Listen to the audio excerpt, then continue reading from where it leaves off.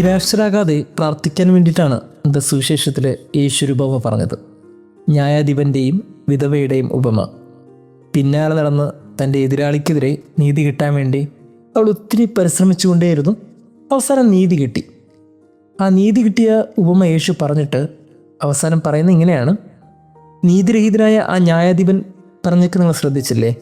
അങ്ങനെയെങ്കിലേ രാവും പകലും തന്നെ വിളിച്ച് കരയുന്ന തൻ്റെ തിരഞ്ഞെടുക്കപ്പെട്ടവർക്ക് ദൈവം നീതി കൊടുക്കാതിരിക്കുമോ?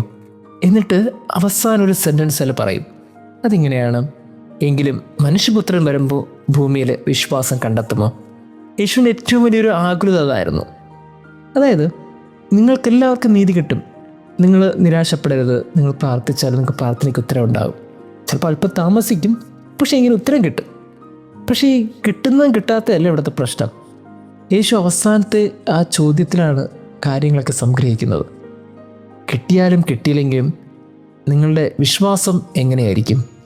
കിട്ടിയില്ല എന്നതിൻ്റെ പേരിൽ നിങ്ങളുടെ ദൈവത്തെ തള്ളി പറഞ്ഞിട്ട് പോകുമോ? അതോ കിട്ടിയതിൻ്റെ പേരിൽ മാത്രം നിങ്ങൾ ദൈവത്തോട് ചേർന്നിരിക്കുമോ? അതാണ് പ്രശ്നം. യേശു ഉന്നയിച്ച ചോദ്യം അതാണ്.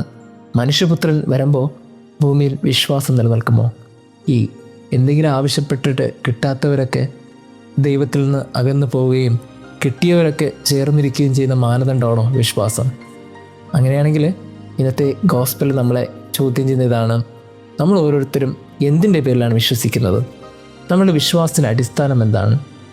കുഞ്ഞുനാളിലൊക്കെ ദൈവം എന്താണെന്ന് ചോദിച്ചാൽ എനിക്കെന്തും തരുന്ന ഒരാളാണെന്ന് പറയാനാണ് നമുക്കിഷ്ടം.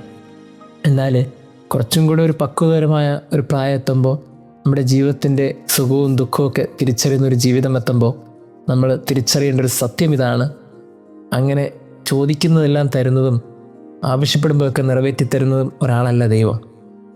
ഒരു കുഞ്ഞു കുട്ടിയോട് തൻ്റെ അമ്മ ആരാണെന്ന് ചോദിച്ചാൽ ആ കുഞ്ഞു കുട്ടി പറയുന്ന ഉത്തരം അടുക്കളയിൽ രാവിലെ എഴുന്നേറ്റ് ജോലി ചെയ്യുകയും അവന് ചോറ്റുപാത്രം കൊടുത്ത് സ്കൂളിൽ വിടുകയും വൈകുന്നേരം ചായ ഉണ്ടാക്കി കൊടുക്കുകയും അവനെ കുളിപ്പിക്കുകയും ഭക്ഷണം ചെയ്യുന്നതും ഒരാളായിട്ടായിരിക്കും. എന്നാൽ വാർദ്ധക്യത്തിൽ ആ അമ്മ കിടക്കയിൽ കിടക്കുമ്പോൾ അമ്മ ആരാണെന്ന് ചോദിക്കുമ്പോൾ ആ അമ്മയ്ക്ക് തൻ്റെ വിരൽ പോലും അനക്കാൻ പറ്റാത്ത സാഹചര്യത്തിൽ അമ്മ ഈ ചെയ്തുകൊണ്ടിരിക്കുന്ന കാര്യത്തെ അല്ല ആ മകൻ പിന്നീട് വിശേഷിപ്പിക്കുന്നത്. മറിച്ച് പിന്നീട് അയാൾക്ക് പറയാനുള്ളത് അമ്മ എന്ന ചെയ്യുന്ന കാര്യത്തെക്കുറിച്ചല്ല, അതിനപ്പുറത്തേക്കുള്ള സ്നേഹത്തെക്കുറിച്ചാണ്. അമ്മ ആരാണെന്നൊരു ചോദ്യം ചെയ്യുന്ന ഒരാളിൽ മാത്രം ഒതുങ്ങില്ല, മറിച്ച് അത്രയും നാളും നൽകിയ സ്നേഹത്തിൻ്റെയും ആത്മബന്ധത്തിൻ്റെയും ഇടപെടലായിട്ട് മാറും. അങ്ങനെയാണെങ്കിൽ ഇന്നത്തെ ഈ സുവിശേഷത്തിൻ്റെ ചോദ്യം ഇതാണ്: ഈ ചെയ്തു തരുന്ന കാര്യങ്ങൾ മാത്രമാണോ ദൈവം? അതിലാണോ നമ്മുടെ വിശ്വാസം ബലപ്പെട്ട് നിൽക്കുന്നത്? ചെയ്യുന്നതിനപ്പുറത്തേക്കുള്ളൊരു ആത്മബന്ധം നമ്മുടെയൊക്കെ ജീവിതത്തിലുണ്ടോ? ദൈവം നമ്മെ അനുഗ്രഹിക്കട്ടെ.